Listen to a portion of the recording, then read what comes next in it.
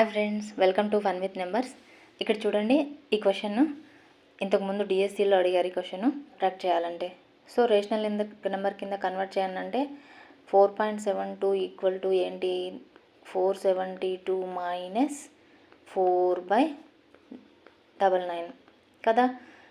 478/99 ఇది 52/11 వచ్చింది. నెక్స్ట్ దీన్ని 3.5 బార్ కదా, దీన్ని ఏంటి 35 మైనస్ 3/9.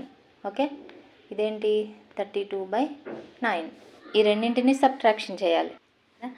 52/11 మైనస్ 32/9కి 9కి ఎల్సిఎం 99 అవుతుంది.